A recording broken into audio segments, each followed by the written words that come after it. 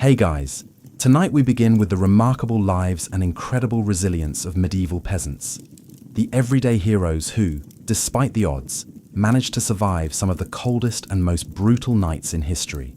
From makeshift insulation, tricks to communal sleeping strategies. Their story is one of grit, ingenuity, and determination. So, before you get comfortable, take a moment to like the video and subscribe, but only if you genuinely enjoy what I do here. And let me know in the comments where you're tuning in from and what time it is for you. It's always fascinating to see who's joining us from around the world. Now, dim the lights, maybe turn on a fan for that soft background hum, and let's ease into tonight's journey together. When you think of medieval life, you might imagine jousting knights, grand feasts, and merry fairs.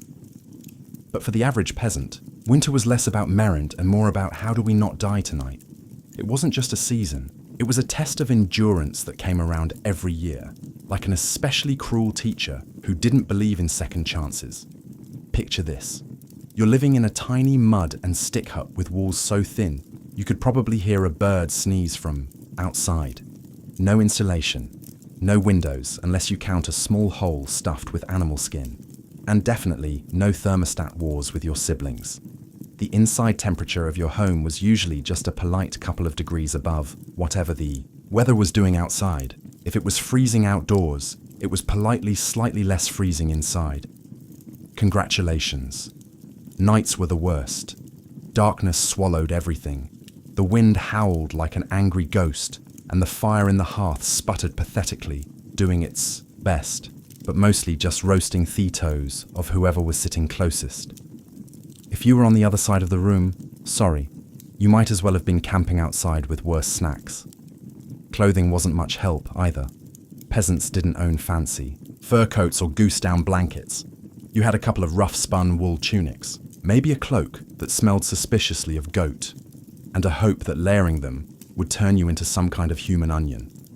Spoiler, it didn't really work. And forget about snuggling under soft quilts.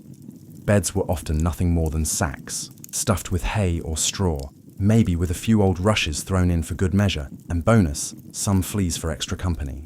Luxury, thy name is medieval peasant life. The cold wasn't just uncomfortable, it was dangerous. Frostbite, hypothermia, and general freezing to death were constant risks, especially for young children and the elderly. Every morning that you woke up still breathing was considered a minor miracle and honestly worth celebrating, maybe with a slightly less frozen turnip for breakfast. So yes, surviving a medieval winter wasn't about comfort. It was about gritting your teeth, piling on every piece of cloth you owned, huddling with your livestock, and praying you didn't wake up with icicles hanging off your eyebrows.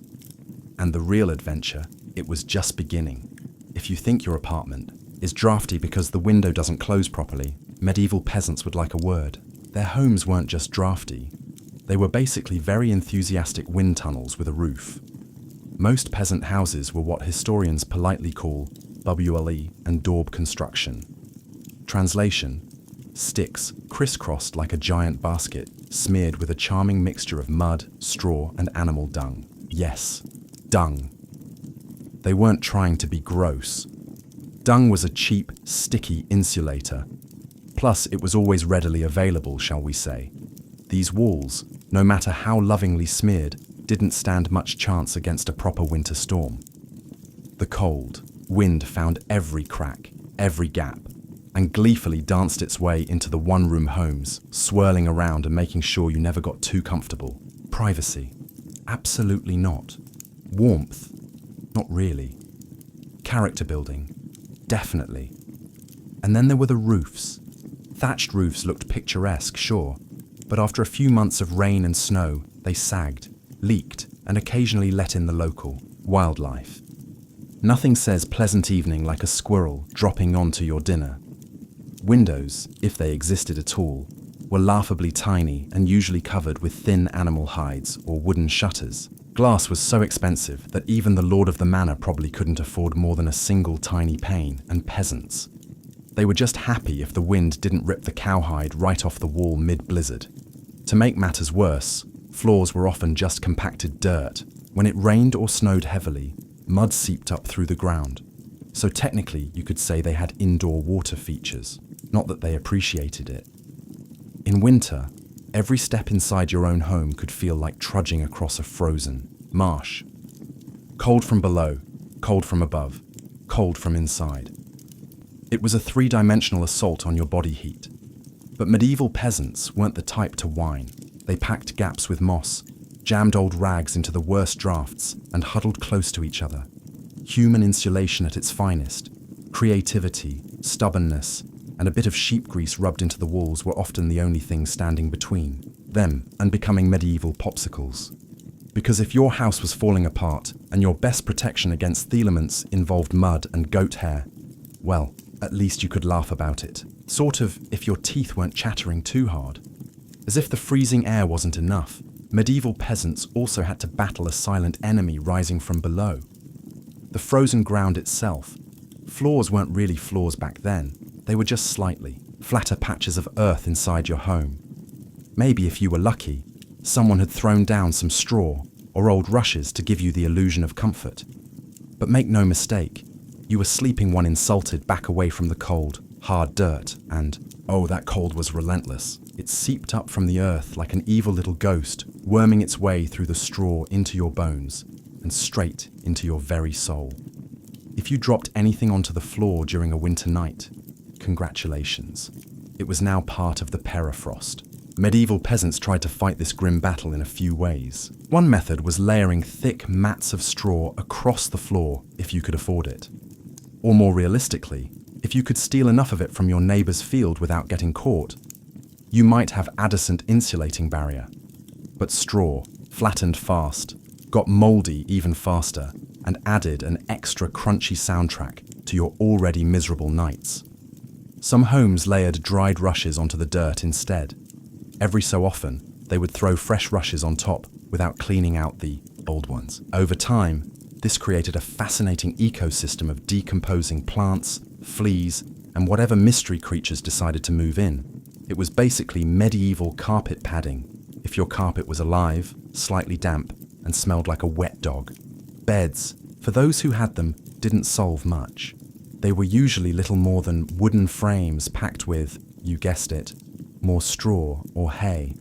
Instead of cozy mattresses, you had poking, shifting, crunchy layers that did little against the cold radiating from below. Tossing and turning wasn't about comfort. It was a desperate, awkward dance to keep blood flowing and avoid freezing one side of your body. The truth is, medieval peasants didn't conquer the icy ground so much as learn to live uncomfortably above it. A good night's sleep wasn't about dreams or softness. It was about waking up with all your toes still attached. And if you could pull that off, hey, you were doing better than most. If medieval homes had a single hero during winter, it wasn't the roof or the walls, or even the brave layers of dirt and dung insulation. It was the hearth, a crackling, stubborn fire pit that served as the only real defense against the cold, the darkness, and the general gloom of medieval life. At the center of nearly every peasant home was a simple fire. No fireplace with a fancy stone mantel, no neat chimney sweeping the smoke skyward. Instead, you had a basic pit or pile of stones, some half-burned logs, and enough smoke pouring into the room to make you wonder if you were slowly becoming a ham. That's right. Most homes didn't even have chimneys. Smoke just kind of did its best. It drifted out through small holes in the roof, cracks in the walls, or right into your lungs if it was feeling lazy that evening. It wasn't ideal for breathing or your overall lifespan, but on the bright side, it did a great job of fumigating fleas and other unwanted guests. Who needs pest control when you're marinating in smoke 247? The hearth wasn't just about warmth either. It was the kitchen, the light source, and sometimes even the medieval version of a television. People sat around the fire telling stories, gossiping, or just staring into the flames because frankly there wasn't much else to do after sunset. Keeping the fire alive wasn't just a nice idea. It was mandatory. Letting the fire die out at night was like putting up a sign for the cold to come in and finish you off. Plus, reigniting a fire in winter wasn't as easy as striking a match. You had to work with flint, steel, kindling, and more prayers than you'd ever offered before. Everyone in the family had a duty: stoking the flames, watching the embers, adding peat, sticks, or if you were lucky, a precious piece of dry wood. It was a constant battle between human persistence and the smothering cold that wanted nothing more than to snuff you out. The hearth didn't guarantee survival, but without it, survival was downright impossible. It was a smoky, sputtering, often disappointing little fire. But in a medieval winter, it was the beating heart of hope. If there was one thing medieval peasants feared more than running out of ale, it was letting the fire go out overnight. Without that warm, flickering lifeline, the cold would creep in faster than a tax collector after harvest. And in the dead of winter, restarting a fire from scratch wasn't just inconvenient. It could be deadly. Matches didn't exist yet. Lighters dream on. Rekindling a fire meant striking flint and steel together, praying for a single precious spark, and then coddling that spark with tender love and whatever dry kindling you hadn't already burned days ago. Imagine trying to do all this in the freezing, dark, half asleep with frozen fingers. Now at a hungry wolf howling in the distance for extra motivation, so peasants got smart. They banked the fire. No, not in a cozy savings account. Banking meant carefully burying the embers under a mound of ash right before bed. The ash acted like a blanket, insulating the glowing coals and keeping them alive, just barely until morning. If you did it right, you could stroll over at sunrise, poke the pile a little, add fresh wood, and voila, fire without the frostbite. But if you did it wrong, well, let's just say mornings got a whole lot colder and a whole lot grumpier. Fire banking was an art passed down from parent to child, like a prized family recipe. Everyone had their own little secrets. Some said use dry ash only. Others insisted a bit of dampness was key. Some packed the embers tight.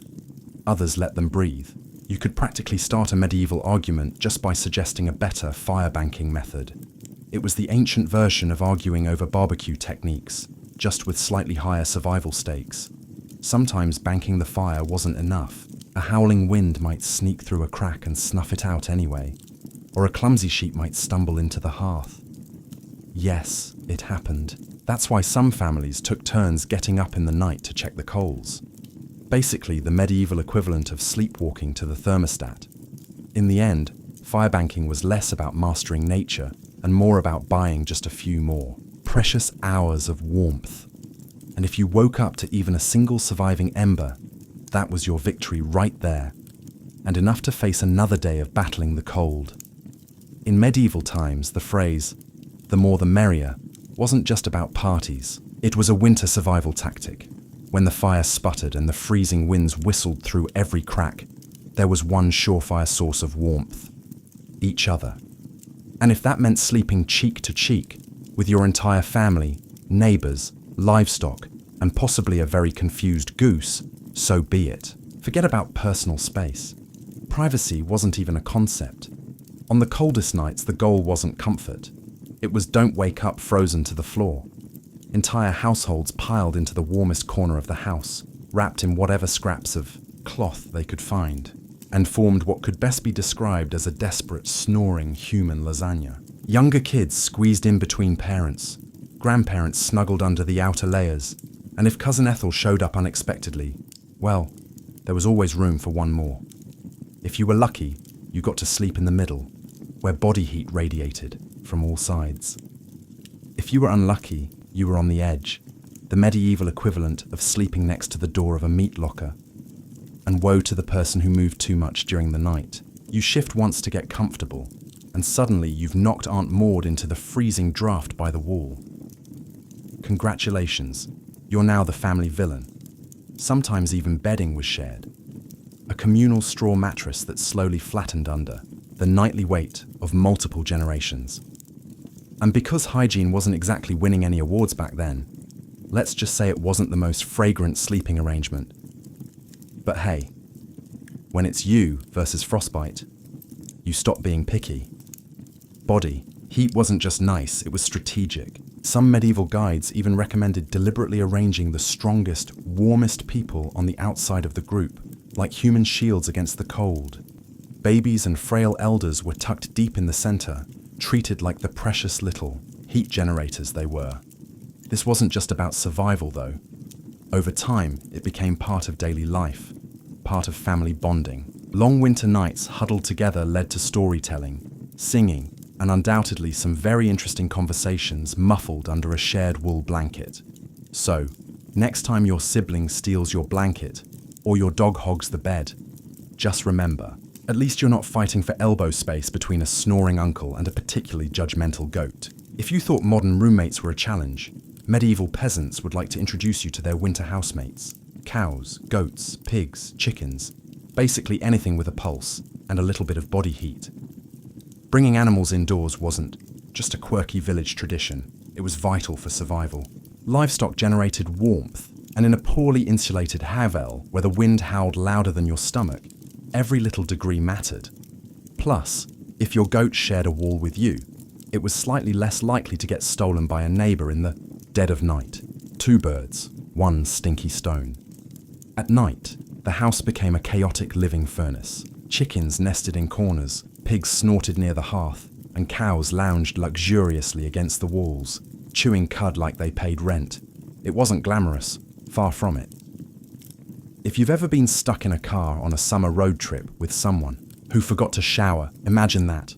But it's a cow, it's winter, and there's literally nowhere else to go. The smell's legendary. By springtime, the perfume of a shared winter was something fierce. You didn't need to light a candle. Your nostrils were already on a wild ride, but medieval peasants developed a selective nose.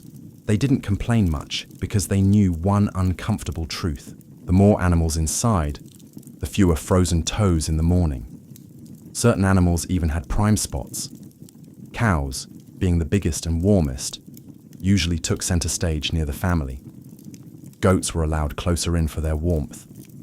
And because goats, being goats, would find a way inside anyway, chickens roosted in rafters or old baskets, and pigs, well, pigs didn't care. They plopped down wherever they pleased, probably right in the middle of the floor. Of course, sharing your bedroom with livestock wasn't without hazards. Imagine drifting off peacefully only to be rudely awakened by a chicken deciding your hair. Makes a good percher or stepping barefoot into something suspicious first thing in the morning. Yes, medieval mornings could be full of surprises. Still, despite the noise, the smells, and the occasional hoof to the ribs, peasants understood the simple math. Cold kills and cows cuddle whether they want to or not. In the battle against winter's icy fingers, a warm, slightly slobbery cow breath was often the deciding factor between life and death. In medieval winters, fashion wasn't about looking good. It was about not dying. Peasants weren't flipping through the latest trends. They were layering up like they were preparing for battle against the grim reaper himself. The rule was simple. If you owned it, you wore it, sometimes all at once. First, the basic undertunic, a scratchy, probably not too clean linen shirt. Over that, a thicker woolen tunic. Then another, if you had it, add some leggings that sagged at the knees, a rough cloak draped over your shoulders, and if you were really lucky, a patched up sheepskin thrown on top like a prize trophy. Congratulations, you are now approximately 10% warmer and 90% itchier. Boots were a luxury. Many peasants wrapped their feet in layers of cloth or old rags and stuffed them into wooden clogs. If the cold still bit through, well, you just added another rag and hoped you didn't lose a toe. And forget about washing all these layers. Washing your clothes in the middle of winter meant dragging them to a frozen stream, smashing through the ice, and then waiting 2 days for your only shirt to dry. If it didn't just freeze into a tragic shirt cycle, most peasants wisely decided that smelling like a mix of smoke, sweat, and sheep was a small price to pay for not freezing solid. Interestingly, the dirt and grease buildup had a bonus feature: insulation. That grimy layer locked in body heat. It was like a medieval Gore-Tex jacket, just smellier and far less socially acceptable today. Hats, scarves, and gloves were prized treasures. A simple woolen cap could mean the difference between making it through the night or waking up with hair, frozen to the wall. Gloves were often homemade from whatever scraps of leather or fabric people could scourge, sometimes looking more like sad puppet costumes than anything fashionable. Children were especially swaddled until they resembled over. Stuffed turnips waddling awkwardly around. The house. The goal was to trap as much precious body heat as possible. Style, elegance, never heard of them. Warmth was the real medieval flex. So the next time you complain about layering up for a chilly day, just remember medieval peasants walked around wearing half their wardrobe at once, looking like lumpy laundry bags and counting themselves lucky for it. In the medieval peasant playbook, dirt wasn't just something you scrubbed off. It was practically a survival tool. As it turns out, getting grimy wasn't a sign you'd given up on life. It was tactical, strategic, dare we say genius. See, winter posed a very specific problem. Heat loss. Clean clothes, especially freshly laundered linen, were surprisingly terrible at keeping you warm. They were breathable, sure, but when the air temperature hovered somewhere between hypothermia and instant regret, breathable wasn't exactly a selling point. That's where dirt came in. As peasants trudged through day after day without washing, their clothing, layers of grime, natural body oils and good old-fashioned mud began to build up on their tunics, cloaks and leggings. Over time, this natural armor clogged the tiny gaps in the fabric, making clothes more wind-resistant. It was like medieval weatherproofing, just smellier. Sure, you smelled like a goat who lost a bet, but guess what? You were warm. In fact, some medieval folks believed that washing yourself too often in winter could actually make you sick. Better to keep that protective holy filth barrier intact. Bathing was rare, laundry even rarer, and soap when it existed was reserved for serious occasions like when the bishop showed up, or maybe right before you died. Adding to the strategy, peasants layered their clothes without changing the ones underneath. You just threw your new layer on top of last month's. Eventually, you became a walking museum of the past 6 weeks. Every stain telling the heroic story of that one time I slipped in the mud but didn't die. To outside observers, medieval peasants might have looked and smelled like they had completely given up on hygiene, but the peasants knew better.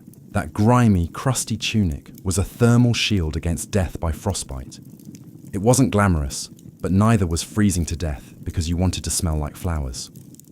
Besides, in a world where literally everyone stank to high heaven, you weren't offending anyone. Nose blindness was practically a way of life. So yes, in medieval winters, filth wasn't failure. It was fashion. It was function. And if you had a thick, greasy outer layer by February, you, my friend, were winning at life. If you thought medieval peasants spent their winters tucked into plush featherbeds with embroidered quilts, think again. The reality was a bit more rustic. And by rustic, I mean, let's sleep on a pile of dead plants and hope for the best. Beds in the medieval peasant world were usually a rough wooden frame, if you could afford one covered with a big sack stuffed full of straw, hay, or old rushes. That's it. No memory foam, no orthopedic support, no 5-star hotel experience. Just a crunchy, lumpy, slightly pokey mess that smelled faintly of barnyard and regret. Every toss and turn in the night brought a delightful soundtrack of crinkling, straw and the occasional sharp jab from a rogue stalk. Some peasants even skipped the wooden frame altogether and just threw the straw straight onto the dirt floor, creating a luxurious groundal sleeping experience that modern influencers would probably rebrand as earth-connected slumber. The straw. Mattresses weren't just uncomfortable, they were temporary. Over time, the straw flattened, grew moldy, attracted bugs, and generally turned into a biological hazard zone. Changing the straw was a big event, usually done a few times a year if you were diligent, or whenever your bed started actively moving without your permission. Rushes were a popular alternative. These long grasses were spread thick on the floor, sometimes mixed with herbs like lavender or rosemary to mask the overwhelming odor livestock aroma of daily life. Fresh rushes smelled lovely for about a day. After that, they became part of the muddy, trampled landscape inside the house, blending seamlessly with dirt, food scraps, and whatever else wandered in. And let's not forget the bedfellows. Fleas, lice, and other charming critters loved straw bedding almost as much as the peasants did. If you woke up scratching more than you slept, congratulations. You were living the authentic medieval experience. Despite the hardships, these humble beds were lifesavers. Piles of straw provided a crucial insulating layer against the frozen earth, and clumping together atop them created pockets of shared body heat. Medieval central heating at its finest. So next time you sink into your soft, supportive mattress, just remember somewhere out there, a medieval peasant is looking down at you from history, grinning through a mouthful of missing teeth and saying, "Must be nice." When you live in a house made of sticks, mud, and optimism, you quickly learn that winter breezes aren't just a nuisance, they're personal attacks. Medieval peasants didn't just fight the cold from the outside, they fought it from inside their own homes, armed with nothing but whatever they could cram into the cracks. And trust me, there were a lot of cracks. Walls warped, mud crumbled, thatch sagged. The cold seemed to find new places to sneak in every night, like a mischievous poltergeist. With a grudge, sealing up the house became an art form. Peasants stuffed gaps with moss, straw, scraps of old cloth, bundles of dry grass, and sometimes even animal hair. If it was soft, squishy, or vaguely insulating, it was jammed into a hole somewhere. Some particularly determined souls daubed extra layers of mud and dung over the outside of their walls as an annual winter project. Imagine standing there in freezing weather, slapping cold manure onto your own house while muttering, "This is fine, this is luxury." Because in a way, it was. Roof leaks were another battlefield. Thatch, while cheap and plentiful, wasn't exactly waterproof, especially after a few seasons of rain and snow.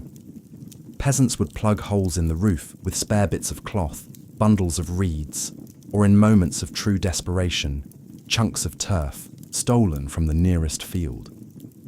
Every home eventually started to look like a slightly sad patchwork quilt made by someone who gave up halfway through. Doors, windows. If you had them, you were lucky. But even then, they were little more than wood. Planks hung by iron nails and sheer stubbornness. Window holes were often covered with animal hides or thick cloth soaked in animal fat to block out the worst drafts and add a bonus aroma of mystery meat to the living space.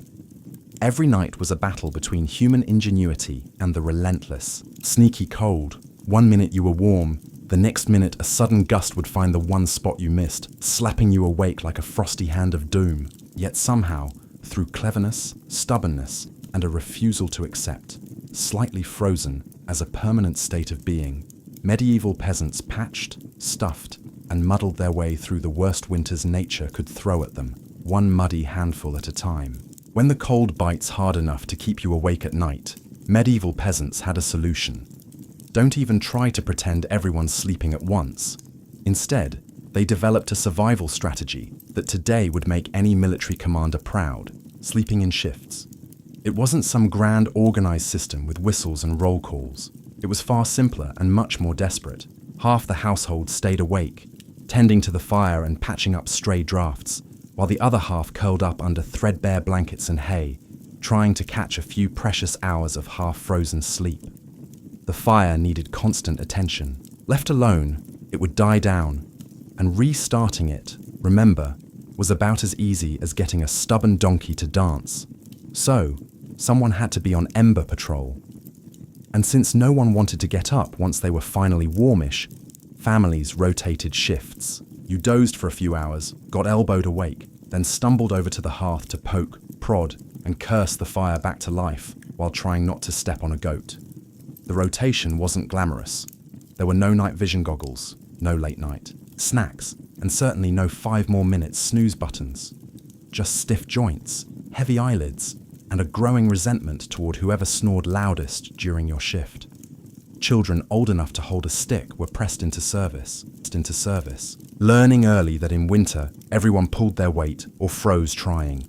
Grandparents sometimes stayed by the fire longer, both because of their experience and, frankly, because arthritis made lying down and getting up again a monumental event. And when it was your turn to sleep, good luck with people moving about, animals rustling, wind battering the walls, and the occasional sharp nudge from a sibling who accidentally rolled over too hard. Getting quality rest was a miracle. Yet, despite the exhaustion, the system worked. Sleeping in shifts meant that there was always a set of eyes and cold, begrudging hands ready to keep the hearth alive. The embers survived, and by extension so did the family. So next time you grumble about waking up to adjust the thermostat or let the cat out, spare a thought for the medieval peasant squinting into a smoking fire at 3 a.m., wondering if toes were really that important.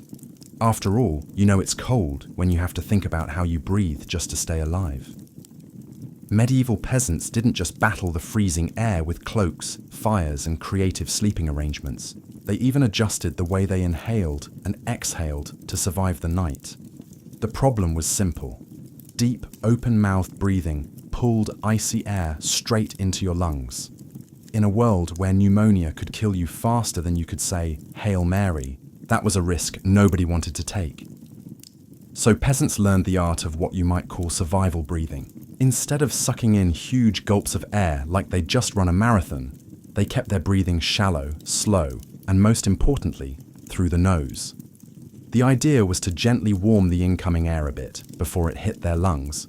It wasn't perfect, but it was better than coughing yourself into the grave by February. If you accidentally took a big mouthful of cold air, congratulations. You just bought yourself a ticket to a week of hacking up bits of what felt like your soul with no doctors in sight and grandma treating you with hot onion tea and firm prayers. Some people even tucked parts of their cloaks, shawls, or rags up over their faces while they slept, creating a makeshift breath-warmer barrier. Of course, this also meant you ended up with a damp, slightly soggy fabric patch clinging to your mouth by morning. But hey, it beat freezing from the inside out. Children were taught these tricks early on. Parents would scold little ones for panting like dogs indoors during the cold months. And honestly, between strict breathing lessons, itchy wool layers, and sleeping next to an aggressively gassy goat, medieval childhood winters were character building on a whole different level. At night, tucked into straw bedding under piles of cloaks and next to a gently steaming cow, breathing became an art form. Slow, steady, nose only, and as minimal as humanly possible, like some grim medieval version of a yoga retreat, only with more frostbite and fewer inspirational quotes. In the grand survival playbook, it wasn't the flashiest strategy, but it worked. One shallow breath at a time, peasants endured another night in the long, relentless war against winter. In the endless battle against medieval winter, peasants discovered an unlikely secret weapon, a full stomach. Turns out, one of the best ways to fight off the cold wasn't another scratchy wool cloak. It was stuffing yourself with something hearty and heavy right before bed. Calories meant warmth. The more your body had to digest, the more it heated itself, up doing the work. It's basic medieval thermodynamics. Eat a heavy meal, generate internal heat, and maybe, just maybe, survive until morning without turning into a peasant-shaped popsicle. So, what did medieval peasants pile onto their plates before a long freezing night? Think thick stews, heavy with root vegetables like turnips, onions, and parsnips. Grains were lifesavers too. Oat porridge, barley gruel, or dense, chewy rye bread.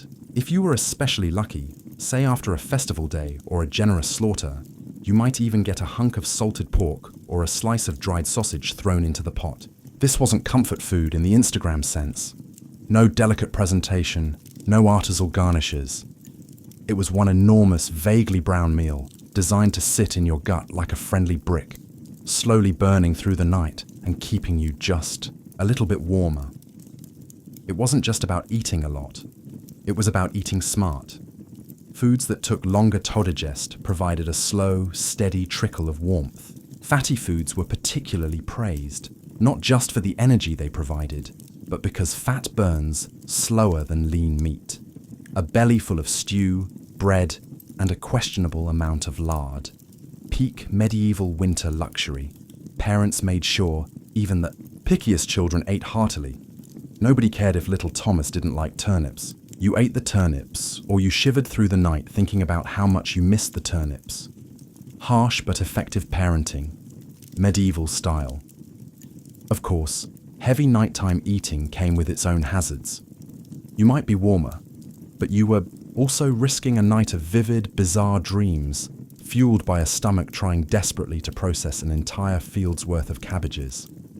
Was it worth it? Absolutely. Because in the end, peasants weren't aiming for a Michelin star meal. They were aiming to survive. And if that meant going to bed full, bloated, and breathing gently through your nose next to a steaming cow, well, that was just another night in the ongoing quest to see another frosty sunrise. Long before electric blankets and fancy heated mattress pads, medieval peasants had to get creative if they wanted a little extra warmth at bedtime. And that's how the humble haybox and the ever-glamorous heated stone became winter's unsung heroes. Let's start with the haybox. It sounds rustic, and it absolutely was, but the idea was pure genius. Peasants would take a sturdy wooden box, line it thickly with hay, and use it to store food that had been cooked earlier, keeping it warm for hours. Leftover stew, hot porridge, toss it into the haybox, cover it up, and it stayed hot enough for a late-night snack without needing to risk reigniting the fire. Medieval slow cookers, basically. But peasants didn't just stop at food. They realized if hay could trap the heat from a stew pot, it could also trap the heat from something even better. Rocks. Enter the era of the heated stone. Before heading to bed, someone, probably whichever unlucky child lost the family argument, would grab a flat stone and chuck it into the heart of the hearth fire. After roasting it until it was nearly too hot to touch, a fine line between helpful and third degree burn, they'd fish it out using a stick or some old tongs. The stone, still radiating blissful warmth, would be carefully wrapped in rags, tucked into an old piece of cloth or jammed into a clay pot, then slipped under the hay in the mattress or down at the foot of the bed. A medieval heating pad ready to do battle against the frozen earth. Of course, there were risks. If you didn't wrap the stone properly, congratulations. You now had a small localized house fire, and if you dropped it on your foot, well, let's just say winter injuries weren't always caused by slipping on ice. But when everything went right, that stone provided precious, comforting warmth that could last for hours. It wasn't luxurious, but when you lived in a half-frozen hut, luxury was defined as not waking up with icicles dangling from your nose. In the grand arsenal of medieval winter survival, a hot rock tucked into some hay might not sound glamorous, but for peasants clinging to whatever heat they could find, it was a tiny miracle. In a medieval peasant's home, the hearth wasn't just where you cooked dinner. It was practically a family member, a temperamental, smoky, sometimes uncooperative family member, sure, but still absolutely essential to survival, especially when it came time to sleep. The closer you were to the fire, the better your odds of waking up unfrozen. That meant sleeping arrangements were less about personal preference and more about strategic positioning. Infants, the elderly, and anyone sick or frail got first dibs on prime real estate. Parents, older kids, and sturdier adults fanned out from there like human insulation layers. Being assigned a spot close to the fire wasn't just kindness. It was basic survival math. Babies were fragile heat generators, and elders were precious repositories of family knowledge, and let's be honest, the best gossip. Protecting them with prime warmth was non-negotiable. But it wasn't all cozy toasting by the flames. Too close, and you risked waking up with your hair singed, or your cloak smouldering suspiciously. Too far, and you were basically camping in an icebox. It was a delicate dance. Stay near enough to bask in the fire's glow, but not so near that you had to explain to your neighbor why you now looked like a half-cooked roast. The fire also didn't spread warmth evenly. It mostly roasted the people directly in front of it, while everyone else fought over the narrow cone of heat, like cold lizards jostling for a sunbeam. If you were lucky enough to fall asleep facing the fire, you might have one blissfully warm side, and one side frozen so solid you could probably knock on it. Pets and livestock, of course, muscled in too. A dog might wedge itself between you and the fire, tail wagging dangerously close to open flame. Chickens sometimes perched perilously on hearthstones, clucking softly into the night like tiny feathery guardians of warmth. Every crackle of the logs, every shift of glowing embers was a tiny promise. You're still alive. You're still warm for now. And so peasants drifted into uneasy sleep, lulled by the fire's pops and hisses, each breath forming small clouds in the frigid air beyond the fire's fragile circle. It wasn't perfect, it wasn't comfortable, but it was life, clinging to warmth by a thread of glowing coals. In the medieval world, no one survived winter alone unless they wanted to become a very stylish frozen statue by January. Survival wasn't just a family affair, it was a village project, a messy, muddy, loud collaboration where everyone's warmth and life depended on everyone else. The peasants knew that in the dead of winter, a strong fire and a pile of hay could only do so much. If your neighbour's house went dark, you noticed. If the smoke from old Tom's hearth suddenly stopped curling into the sky, someone went to check. And not just because Tom owed you a chicken, though that might be part of it, but because community meant survival. Villages had unofficial winter watchers, often the young or the elderly, who couldn't work the fields, but could keep an eye on who was coughing too hard, who hadn't come to barter at the market in a few days, or whose home looked a little too still in the morning frost. These people were the medieval version of neighbourhood patrol, minus the reflective vests, plus a lot more sheep. If a family's fire went out, it was a near emergency. A good neighbour would rush over with a glowing coal bundled in rags, or better yet, invite them into their own smoky, overcrowded hut for the night. Yes, it meant squeezing an extra 4 bodies into an already cramped space, but it was better than finding frozen friends come spring thaw. Communal food stores played a role too.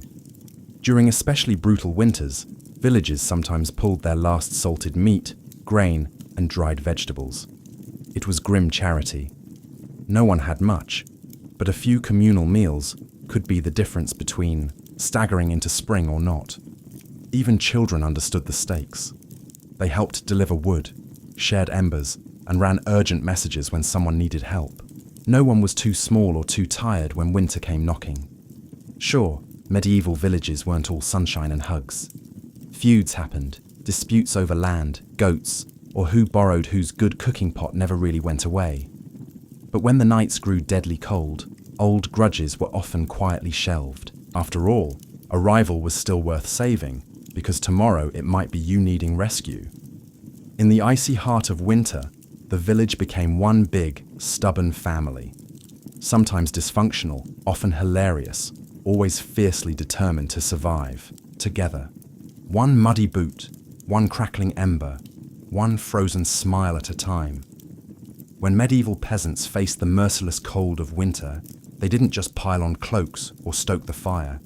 They prayed a lot. Because when the wind howled like wolves outside your paper-thin walls and the fire shrank into sullen embers, you wanted every possible advantage, including a little divine intervention. Faith wasn't just a Sunday affair back then, it was woven into every frozen breath.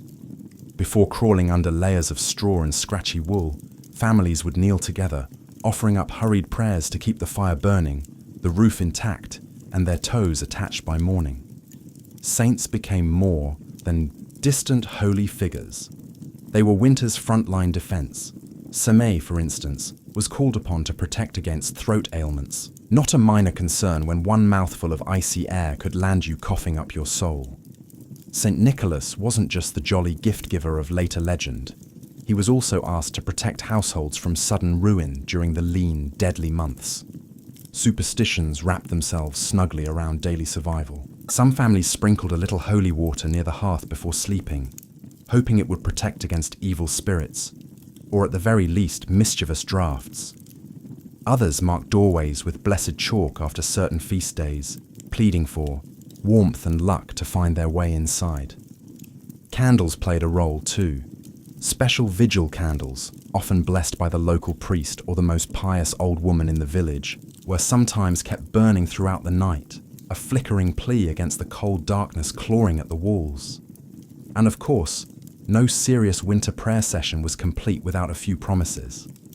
Dear Lord, if you just get us through this night, I swear I'll be kinder to my neighbour, even the one who keeps stealing our turnips. Faith wasn't some abstract comfort.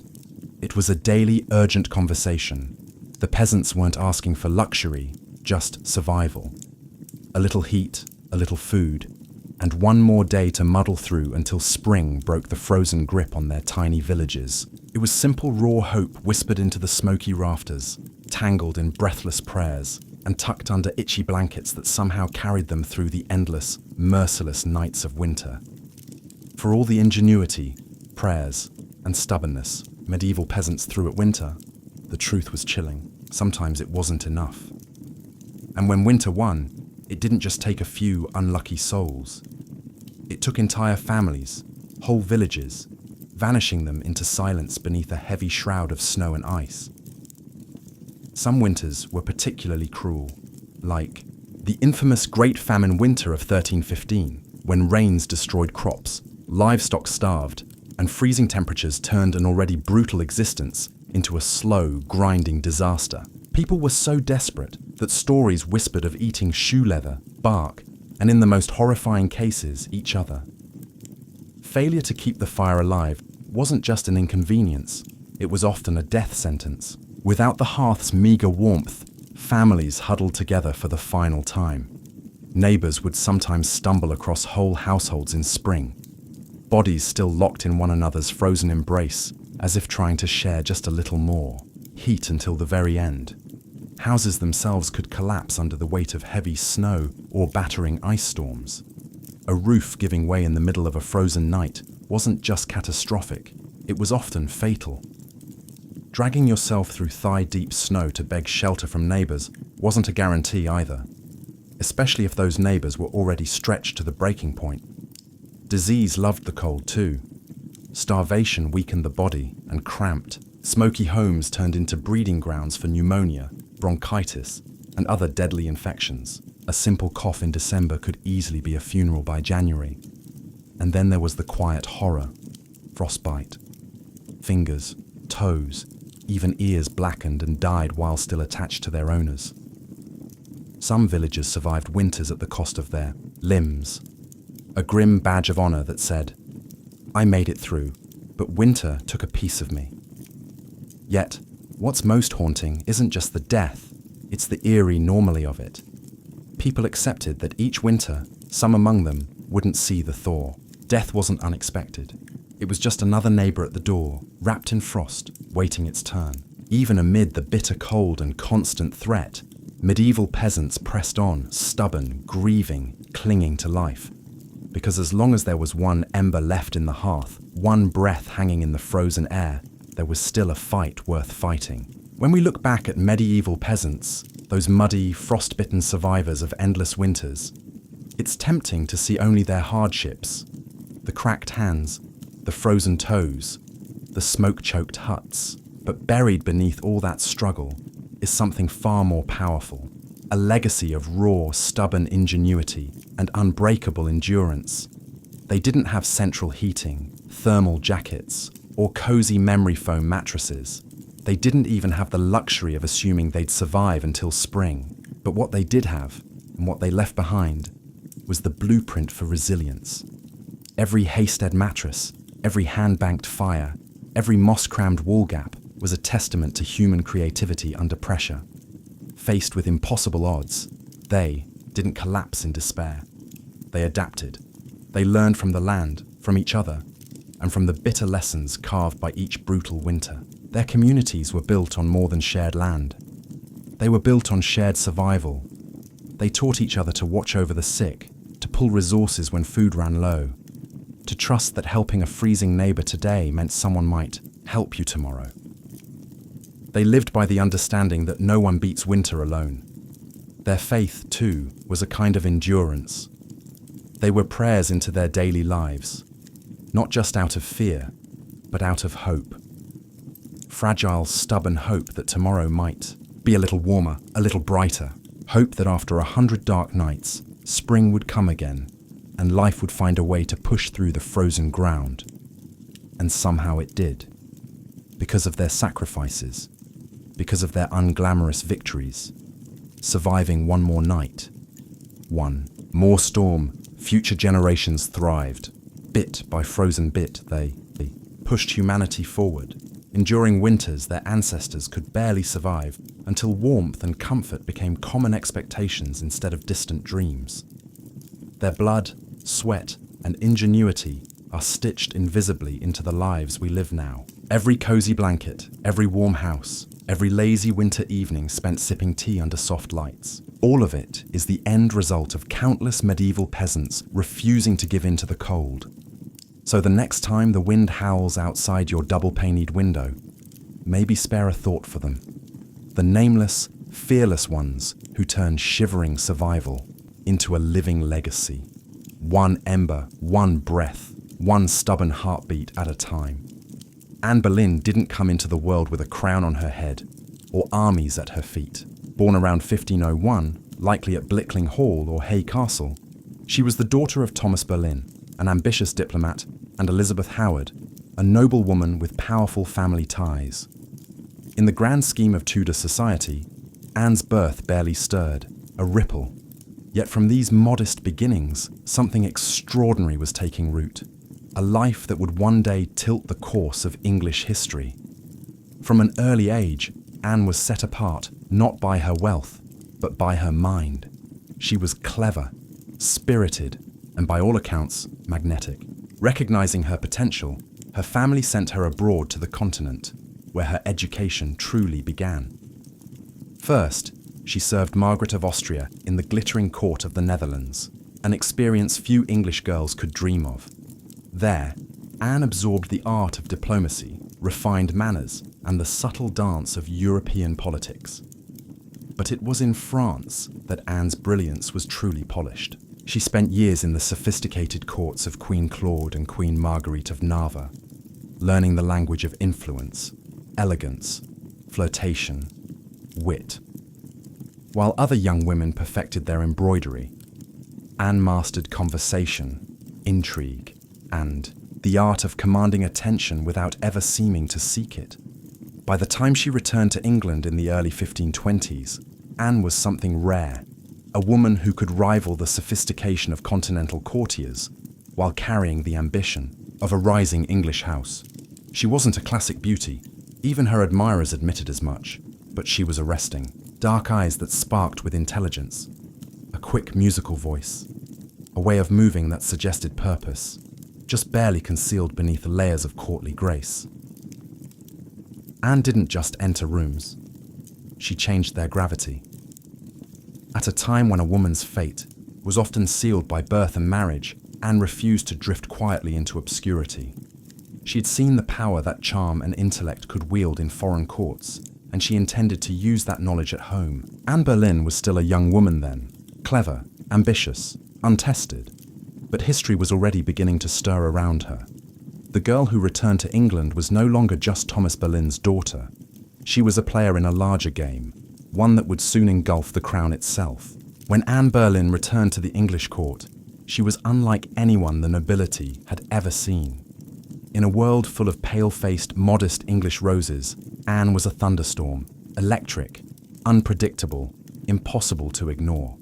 Her dark hair, bold eyes and quick, sharp wit set her apart from the gentle, obedient ladies who filled the court of King Henry VIII. At first, she played the role expected of her, a maid of honor to Queen Catherine of Aragon. But even in the Queen's shadow, Anne's presence flickered like a candle too bright to snuff out. She danced gracefully, spoke French with the ease of a native, and laughed with a confidence few women dared display. Men noticed. Women gossiped. The court buzzed quietly about the striking Berlin girl. It wasn't long before she caught the most dangerous attention of all, the king himself. Henry VIII was no stranger to flirtation. His court was a playground of whispered promises and secret liaison. But Anne was different. She didn't swoon at his compliments or fall eagerly into his arms like so many others had. She teased, she challenged, she refused. Henry, a man used to instant adoration, was captivated. The more Anne held him at arm's length, the deeper he fell. Letters passed between them, filled with declarations of love, frustration, longing. Henry offered her the role of royal mistress, the most powerful unofficial position at court. Anne astonishingly said no. She would not be just another conquest, a forgotten mistress lost to time. If Henry wanted her, he would have to make her his wife. It was a gamble so audacious that it stunned the court. After all, the king was already married. His queen, Catherine, was beloved by the people and fiercely protected by her nephew, the Holy Roman Emperor. The church itself would have to be defied for Henry to claim Anne, but Anne didn't flinch. She had lived in the courts of Europe, where queens wielded soft power from behind lace fans and painted smiles. She knew ambition was a dangerous game, but it was a game she intended to win. Standing in the candlelit halls of the English court, Anne Boleyn made her choice, not to be merely admired, but to change her destiny and England's forever. What began as an intense flirtation between King Henry VIII and Anne Boleyn soon spiraled into a national crisis. Henry wasn't merely besotted, he was obsessed. And in his obsession, he was willing to tear apart everything England had known for centuries. The king's desire to marry Anne hit a small snag. Namely, he was already married to Queen Catherine of Aragon. Catherine, dignified and resilient, refused to quietly step aside. She had been Henry's faithful wife for 2 decades, and in the eyes of God and the English people, she was the rightful queen. Divorce wasn't just scandalous, it was almost unthinkable. But Henry was determined. He convinced himself and tried to convince everyone else that his marriage to Catherine was cursed because she had once been married to his brother Arthur. Never mind that the Pope had granted special permission for their union years ago. Henry now insisted that his soul was damned unless he annulled the marriage. Anne, for her part, knew better than to appear too eager. She kept herself just out of reach, alternately encouraging Henry's hopes and maintaining her distance. Every glance, every word was measured. She wasn't merely aiming for marriage, she was positioning herself to become Queen of England. The court erupted into whispers and factions. Some noble families eagerly courted Anne's favour, seeing the winds of power shifting. Others clung fiercely to Queen Catherine, horrified at the idea of Anne replacing her. Diplomats wrote desperate letters back to Rome. Foreign monarchs threatened retaliation. Henry's own advisors shifted uneasily, sensing the ground trembling beneath their feet. As months turned into years, Henry's frustration grew. He bombarded the Pope with petitions, maneuvered his lawyers into finding loopholes, and slowly began to realize that the church would not bend easily. Catherine had powerful allies, including her nephew, Emperor Charles V, the most powerful man in Europe. Still, Henry pressed on, defying advice, tradition, and increasingly the law itself. His courtship with Anne had become something far greater than personal desire. It was now a challenge to the very structure of England's political and religious life. Anne wasn't just capturing a king's heart, she was dragging an entire kingdom into uncharted waters. A dangerous game had begun, and there could be no turning back. After nearly 7 agonizing years of maneuvering, scandal, and diplomatic chaos, Anne Boleyn's gamble paid off. In January 1533, she secretly married Henry VIII. A bold move given that he was still technically married to Catherine of Aragon in the eyes of the Pope and much of Europe. By June, Anne was crowned Queen of England in a lavish ceremony at Westminster Abbey. It should have been the crowning moment of her life, but the atmosphere was far from universally joyful. The people of London watched with weary eyes. Some cheered, others muttered prayers for Queen Catherine. Many wondered if this new queen, with her French manners and daring spirit, was a blessing or a curse. Anne entered her queenship not as a beloved figure, but as a storm. Unlike Catherine, who embodied traditional English values of humility and piety, Anne was dazzling, provocative, and politically savvy. She wore bold colours, commanded the court with sharp intelligence, and made powerful enemies with breathtaking speed. Her position, while seemingly secure, was also terrifyingly precarious. Everything rested on one thing: providing Henry with a male heir. Anne knew this as keenly as anyone. She was not merely Henry's lover anymore. She was the hope of a dynasty.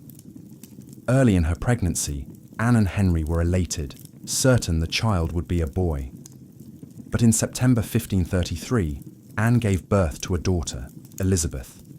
To Anne's credit, she masked her crushing disappointment with grace, insisting the next child would surely be a son. Henry, however, was less composed. His eyes, once full of adoration, now flickered with doubt. Still, for a time, Anne's star burned brightly. She reshaped the English court in her image, elevating her family to unprecedented heights and becoming the first queen in English history, crowned with the sacred oil usually reserved for kings. Her influence was vast. Foreign ambassadors sought her favor. Couriers reshuffled alliances to be in her good graces. The once obedient Henry began moving England officially away from Rome, creating the Church of England, with himself at its head. All so that Anne's crown could not be questioned. Yet even in her triumph, dark clouds gathered. Friends whispered behind their hands, rivals circled, waiting.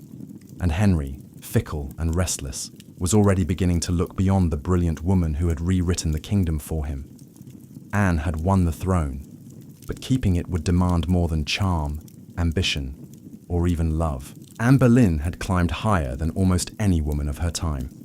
But the higher you rise, the harder the fall. Almost from the moment she placed the crown on her head, the cracks in her world began to show. At the heart of Anne's struggles was the pressure to produce a male heir. Her first child, Elizabeth, though bright and healthy, was not the son Henry. Vith had hung his dynastic hopes upon, and the clock was ticking. Anne suffered multiple pregnancies in quick succession, but heartbreak followed. Miscarriages that left her physically weakened and emotionally battered. Each lost child chipped away at the foundation she had built. Henry, once passionately devoted, began to pull away, his disappointment carving rifts between them. Anne, never one to suffer in silence, argued, demanded, fought to keep her place. But Henry, a man who prized obedience as much as beauty, grew tired of her sharpness, her defiance, the very fire that had once drawn him in. Outside the royal chambers, enemies were gathering like wolves. Many nobles who had tolerated Anne's rise with gritted teeth now openly schemed for her downfall. Catherine of Aragon's supporters never forgave Anne for what they saw as theft and sacrilege. Even commoners whispered against her, calling her the Great, blaming her for the schism with Rome and the heavy-handed changes that followed. And then came Jane Seymour. Quiet, demure, everything Anne was not, Jane captured Henry's wandering attention just as Anne's influence began to wane. Where Anne had dazzled him with brilliance and challenge, Jane offered soothing compliance. It was a dangerous shift, and Anne, perceptive as ever, saw it happening. She tried to reclaim her position, lavishing attention on Henry, promising more sons, begging for patience. But the king, ever fickle, had already begun imagining life without the woman for whom he had once torn a kingdom apart. Anne's political enemies, including Thomas Cromwell, once her ally, sensed the changing tide. They began laying the groundwork for a campaign of destruction, quietly gathering accusations, rumors, and witnesses. The woman who had played the dangerous game of ambition so masterfully was now losing ground. Anne had won her crown through cunning and courage. But in the brutal shifting world of Henry's court, past victories meant little. Only fresh success mattered, and Anne's enemies were sharpening their knives. The queen who had shattered a kingdom would soon see how quickly a kingdom could shatter her. Anne Boleyn's enemies didn't attack her with armies or swords. They came with whispers, secrets, and carefully sharpened lies. In the back rooms of court, betrayal was brewing. Silent, patient, deadly. Thomas Cromwell, once Anne's greatest ally in the English Reformation, had turned against her. Their alliance had been built on mutual ambition, but now their interests clashed.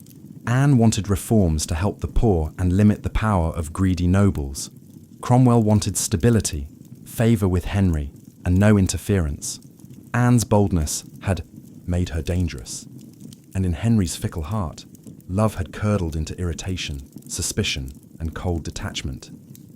Anne had few true friends left. Even her charm, once her greatest weapon, now grated against the court's hunger for a gentler, more pliable queen. And Jane Seymour, quiet and calculating, waited just out of sight. The perfect contrast to Anne's fading fire.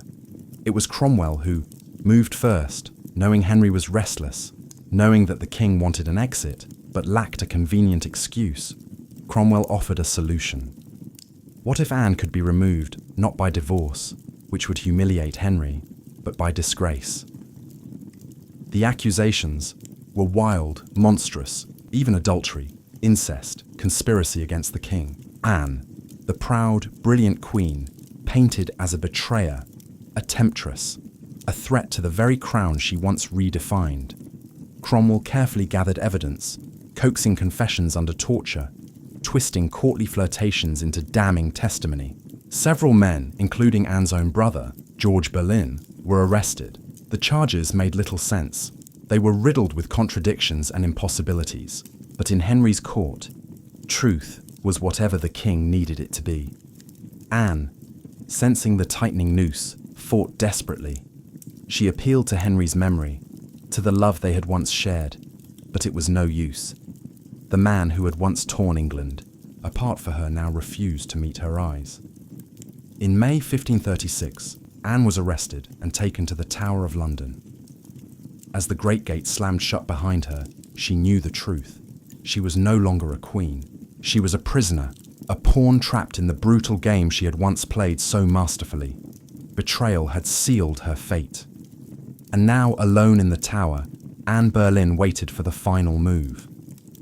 Anne Boleyn stood in the Great Hall of the Tower of London, facing a tribunal of nobles, many of whom owed their very titles and fortunes to her rise. Now they sat in judgment, cold and watchful, prepared to erase the woman who had once changed the destiny of England. The charges against her were shocking. Adultery with multiple men, including her own brother, George Boleyn, high treason, conspiracy against the king. In another world, such accusations against a queen would have been unthinkable. But here, now, they were simply theatre. A grim performance designed to give Henry VII exactly what he wanted. Anne's downfall wrapped in a thin veil of legality. Anne defended herself with the same fire that had once won Henry's heart. She denied every accusation with intelligence, precision, and an unwavering composure that astonished even her enemies. She reminded them that she had been crowned with sacred oil, chosen by God, and anointed as Queen of England. She reminded them of her loyalty, her sacrifices, her love. But it was all for nothing. The verdict had been decided long before Anne set foot in the courtroom. The trial was a spectacle for the court and for the people, a public unmaking of a once unbreakable woman. Witness after witness, many coerced or bribed, spoke damning words. Dates and places contradicted each other. Evidence was flimsy when it existed at all, but the truth was irrelevant now. Anne was found guilty. Her brother George and the other. Men accused with her were sentenced to death as well. Anne would be executed by beheading, a merciful sentence compared to the usual traitor's death of hanging, drawing, and quartering. When the verdict was read and did not break, she stood tall, her face pale, but her spirit fiercely intact. In those final moments before being led back to her cell, she spoke clearly, declaring that she was prepared to die and prayed that God would have mercy on her soul. As the heavy doors of the hall closed behind her, the court exhaled in relief. The storm Anne had been brilliant, dangerous, unforgettable, was nearly over. But even then, they did not understand. They were not erasing Anne Boleyn. They were immortalizing her in betrayal, in tragedy, and in legend. After her trial, Anne Boleyn was returned to the Tower of London, not as the triumphant queen who had once commanded England, but as a condemned prisoner awaiting death. Yet even facing the end, Anne refused to crumble. In the cold, echoing halls of the tower, Anne prepared herself. She spent hours in prayer, kneeling on the hard stone floors, her hands clasped tightly, her voice steady. She confessed to no crimes because she believed she had committed none. She was not afraid to die, she said, but she prayed that her death would bring peace to the kingdom and perhaps mercy to her little daughter, Elizabeth. Her ladies in waiting, those few who had stayed loyal, wept in private. Anne comforted them instead of the other way around. She joked bitterly at times that she would be remembered as a queen who had lost her head. In her dark humour was the stubborn spark that had made her unforgettable. Henry VIII, meanwhile, showed no sign of mercy. He'd already turned his attention to Jane Seymour. Even before Anne's execution date was finalised, Henry was arranging his next marriage. For Anne, this final betrayal from the man who had once torn down a kingdom for her must have been the deepest cut. On May 18, 1536, Anne was told she would die the next morning. She slept little that night. Instead, she spent her final hours in prayer, asking God for forgiveness for all who had wronged her, and perhaps for herself, for the ambition and pride that had led her here. Henry, with a flicker of royal kindness, had arranged for a French swordsman to carry out the execution. Faster, cleaner, less brutal than an axe. It was a small mercy bought perhaps more for the king's conscience than for Anne's comfort. At dawn, Anne dressed carefully for her final moment. A dark grey gown of damask, trimmed with fur, a crimson kirt beneath, colours of dignity, of sacrifice. She pinned up her dark hair and tucked it beneath a simple cap, ready to face the blade with grace. As the tower's cold morning mist curled, around the courtyard stones, Anne Boleyn, queen, mother, survivor, fighter, stepped forward. There would be no tears, no pleas, only a final act of courage in the face of history's judgment. Her end was near, but her story was just beginning. On the morning of May 19, 1536, Anne Boleyn ascended the scaffold built within the Tower of London's walls. A small crowd gathered, courtiers, guards, a few witnesses, all wrapped in silence, as if even the stone walls held their breath. Anne stood tall, her grey gown fluttering slightly in the cold morning breeze. She looked thinner than she had at court, her face pale but calm. There were no hysterics, no broken sobs. If anything, she faced death with the same fierce dignity that had once shaken a kingdom to its knees. She spoke briefly, carefully choosing her final words. She did not accuse. She did not defend herself. She prayed for the king's health and prosperity, the very man who had abandoned her. In those final moments, Anne offered the world not a confession, but forgiveness. Her courage stunned even those who had come to see her fall. The French executioner, brought specially to ensure a swift death, stepped forward. Anne knelt upright, her hands folded in prayer, her eyes lifted toward the heavens. A small white cloth was tied around her eyes. She remained still. The sword flashed once, silent, swift, and Anne Boleyn, queen, mother, history maker, was no more. She was buried quickly in an unmarked grave within the tower grounds, laid to rest in an arrow chest because no proper coffin had been prepared for her. A queen, once crowned in gold, now left to vanish without ceremony. Yet Anne's story didn't end in that cold grave. Her daughter Elizabeth, the child whose birth had once disappointed a king, would rise to become one of the greatest monarchs in English history. Elizabeth I, the Virgin Queen whose reign would see the flowering of English art, power, and global influence. A queen who inherited her mother's fierce spirit, sharp mind, and unyielding resilience. Anne Boleyn changed the course of England forever. Her ambition helped trigger the break with Rome and the birth of the Church of England. Her fall showed the world that even queens could be cast aside. Yet through her blood, through Elizabeth, Anne's legacy blazed brighter than any crown she had worn in life. In the end, Anne Boleyn won a kind of immortality, not through her survival, but through her indelible impact on history. By the early 1770s, the American colonies simmered like a pot left too long over a roaring fire. The relationship with Britain, once seen as the proud mother country, had soured into resentment, suspicion, and growing fury. It hadn't started with tea. Years earlier, the Stamp Act had enraged colonists by placing taxes on everything from newspapers to playing cards. That was followed by the Townshend Acts, taxing essentials like paper, glass, and paint. Each new law passed thousands of miles away by a parliament in which the colonists had no representation was like another spark landing in dry brush. At first, the anger showed itself in polite petitions and fiery pamphlets. Colonial assemblies drafted formal protests, merchants organized boycotts, writers like Samuel Adams and John Dickinson filled newspapers with passionate arguments about liberty and rights. But as time wore on, frustration deepened into something darker, a slow realization that Britain wasn't listening. Worse, Britain didn't care. Many colonists clung to the hope that if they just made enough noise, if they just reasoned hard enough, Parliament would repeal the taxes. And sometimes they did. The Stamp Act was famously repealed after loud colonial protest. But every small victory was followed by new legislation, new taxes, new insults. It wasn't about the money. It never really was. The taxes themselves were modest by British standards. What infuriated the colonists was the principle.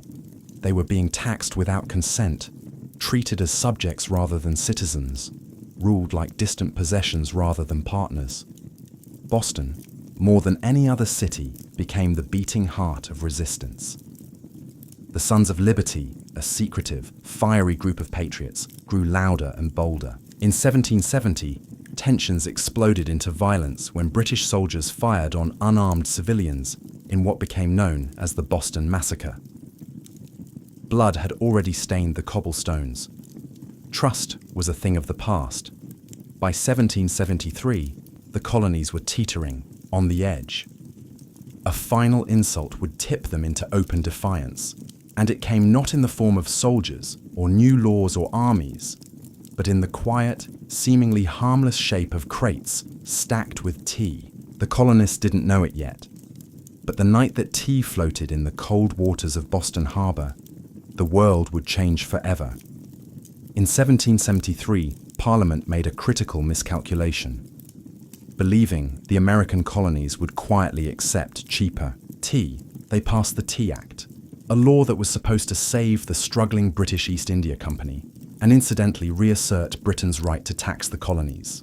On paper, it looked like a good deal. The Tea Act allowed the company to sell tea directly to the colonies, cutting out the middlemen, slashing prices, and offering a luxury product at a bargain, a few pennies cheaper. What could possibly go wrong? Everything. Because the problem wasn't the price of tea, it was the principle behind it. The Tea Act left the hated tax on tea firmly in place. Accepting the tea, even at a discount, would mean acknowledging Parliament's right to tax the colonies without their consent. To many Americans, that was unthinkable. A surrender of the liberties they had fought to protect for more than a decade.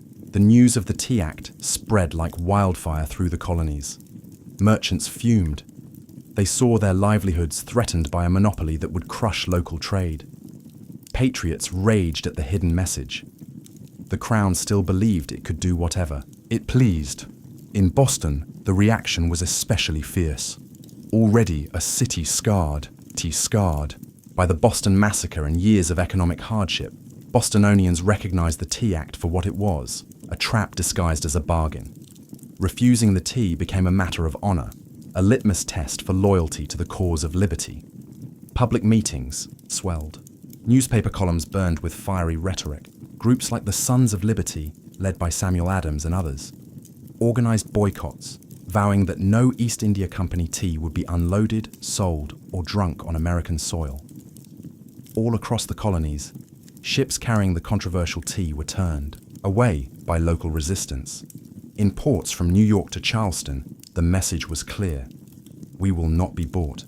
But in Boston, fate twisted differently. 3 ships, the Dartmouth, the Elena, and the Beaver, arrived, anchored in the harbor, and sat there, refusing to leave.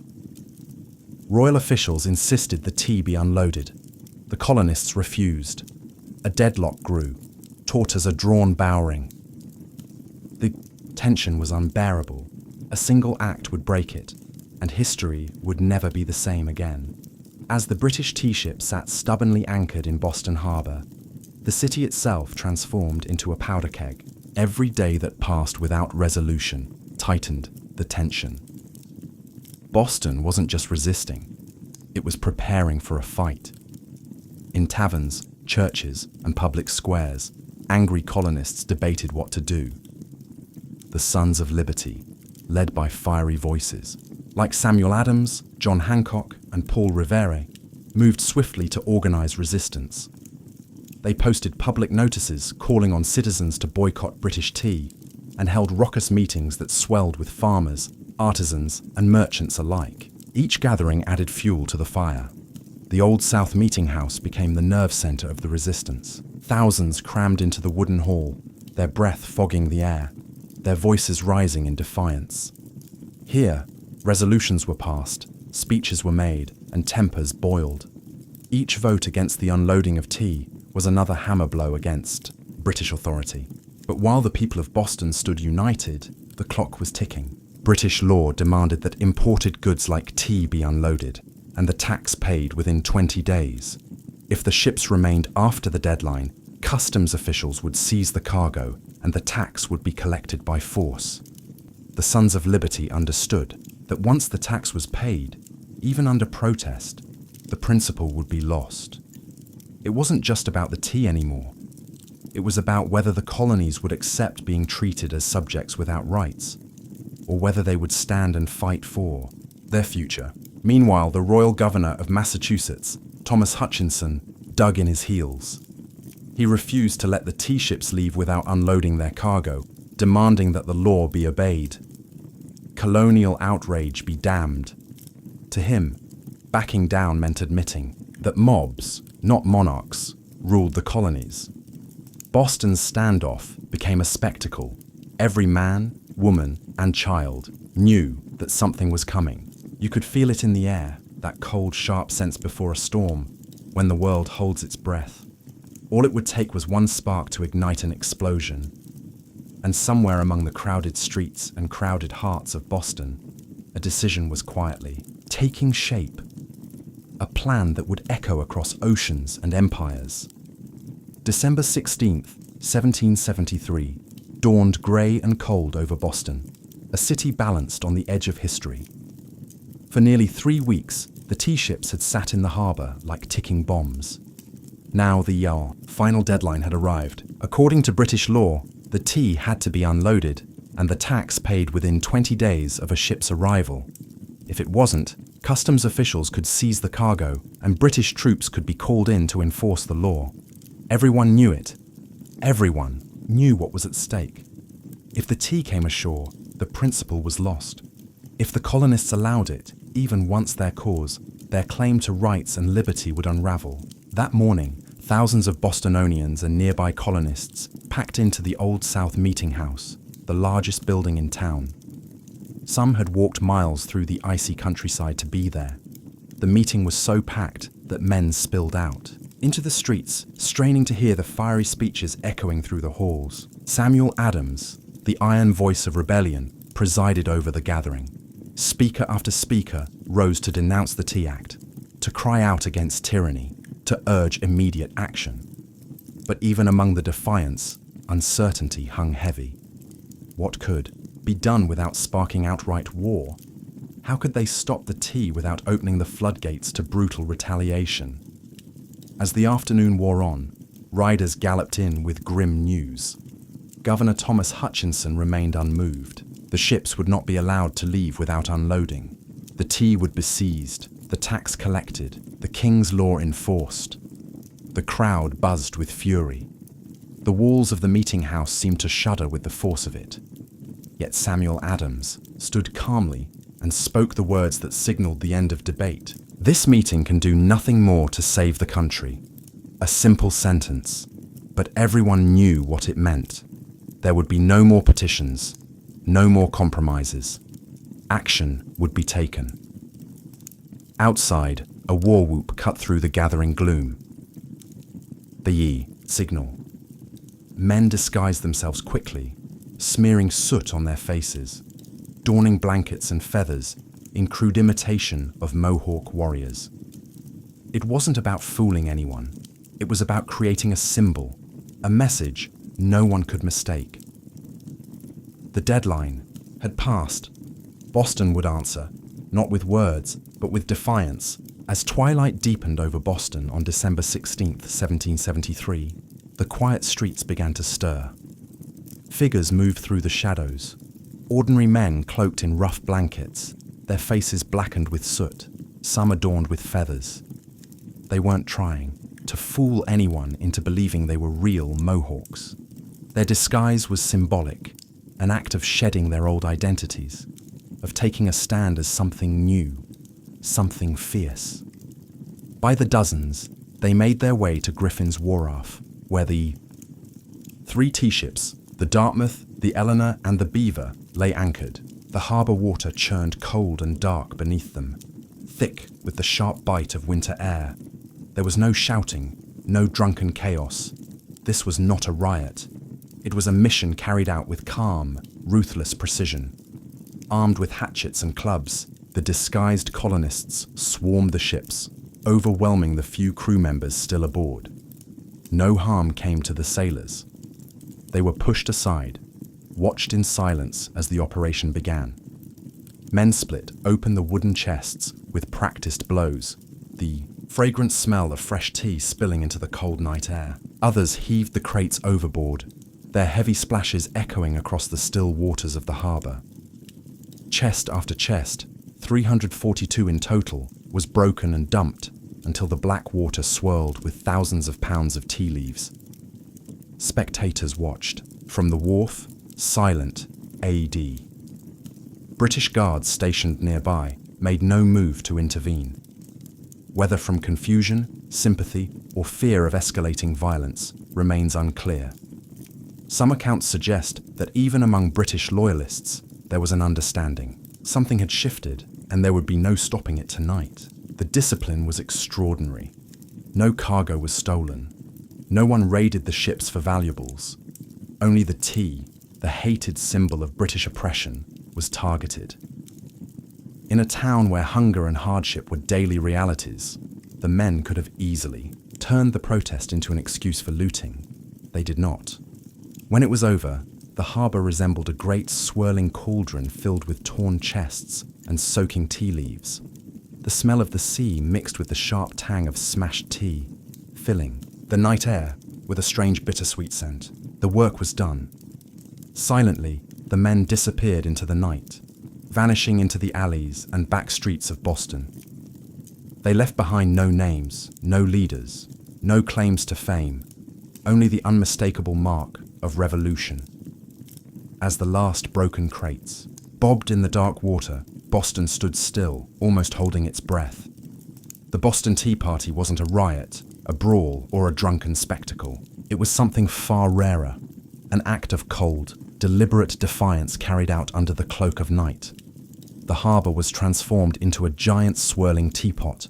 Thousands of pounds of East India Company tea floated in great mats on the water, staining it black.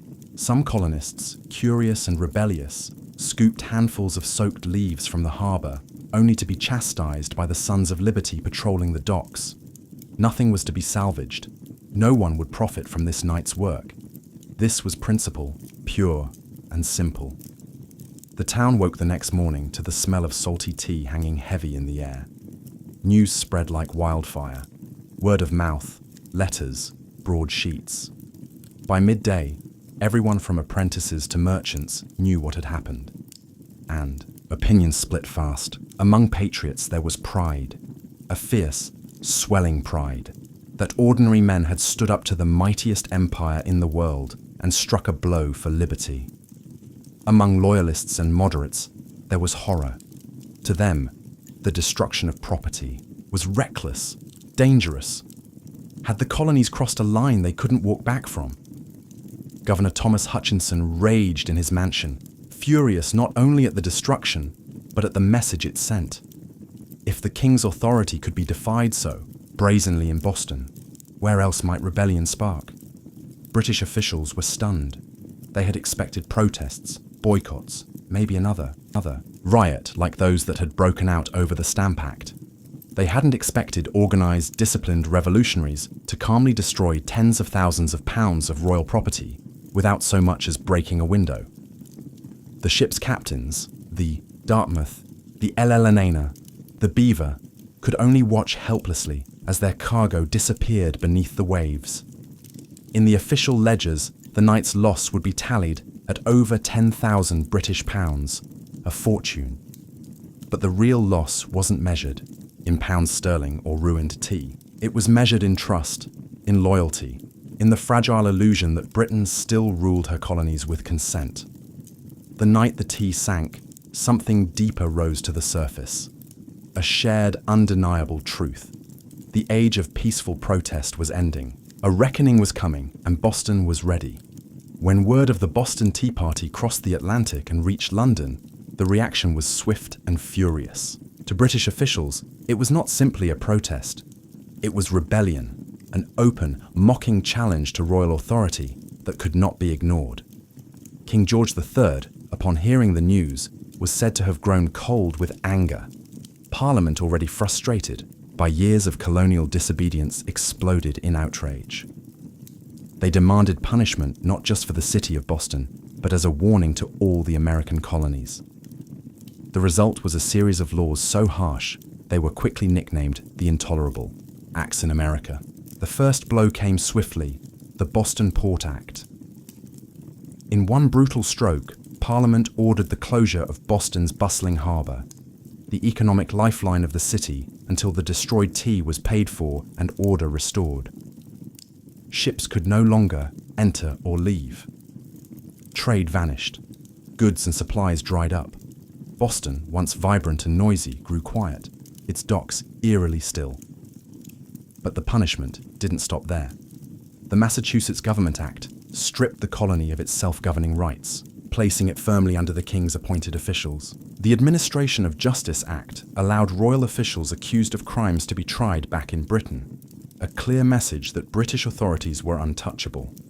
And to make sure the colony's new force was an option, British soldiers were quartered throughout Boston, living among the very citizens they were meant to subdue. The message was clear. Rebellion would be crushed. Liberty was a luxury the Crown would no longer tolerate. But Parliament's heavy hand had an unintended effect. Instead of frightening the other colonies into submission, it outraged them.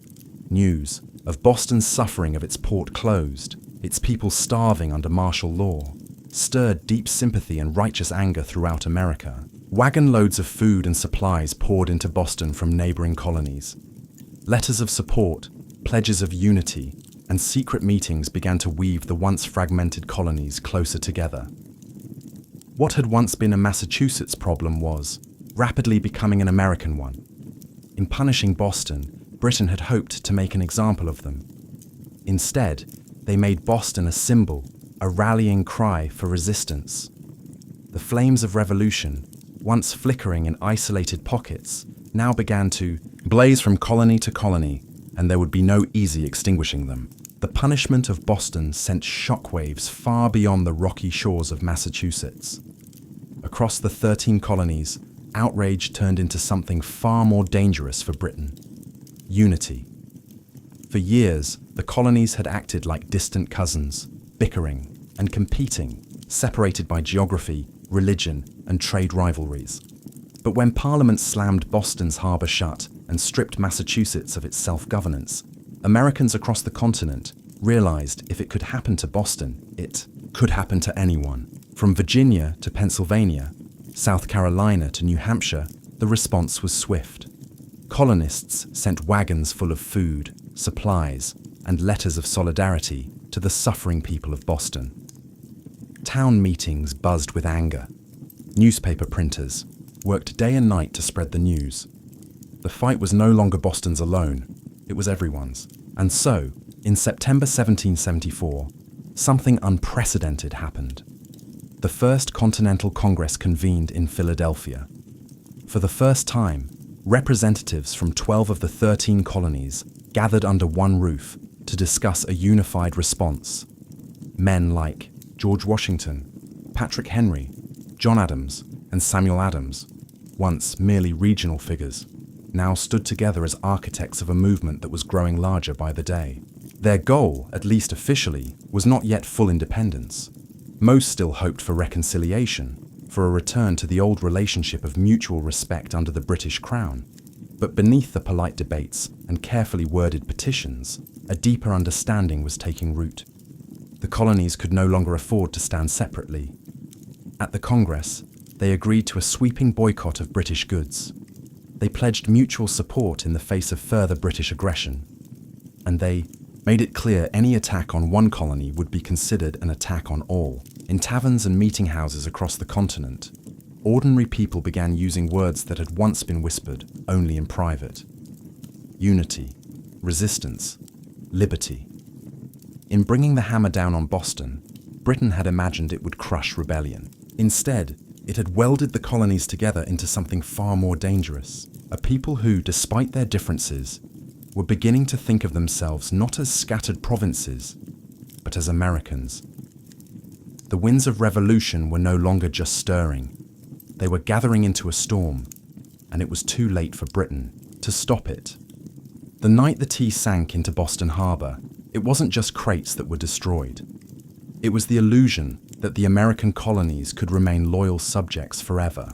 The Boston Tea Party lit a spark that no king, no army, no distant parliament could ever snuff out. In the months that followed, that spark caught fire across the colonies. What had once been protests, boycotts, and polite petitions hardened into open resistance. Town militias began drilling openly, storehouses filled with powder and shot. Men who had once toasted King George III in taverns now whispered about revolution under the same roofs. Boston became a symbol of sacrifice, battered, but unbowed. The more Britain tried to tighten its grip, the more the colonies slipped through its fingers. Every ship that sailed past the closed, silent harbor of Boston was a silent reminder that tyranny had met its match in American defiance. When Parliament passed the Intolerable Acts, they intended to make an example out of Boston to scare the other colonies into submission. Instead, they had created a martyr city, a rallying cry. From Georgia to New Hampshire, colonists realized that their fates were tied together. Resistance was no longer about tea. It was about survival, identity, freedom. By the spring of 1775, the tension reached a boiling point outside Boston. In the villages of Lexington and Concord, British troops sent to confiscate colonial weapons instead found armed farmers, ordinary men ready to defend their rights with musket fire. The first shots of the American Revolution rang out, a direct line traced back to the moment when men chose principle over profit and dumped a fortune's worth of tea into the harbor.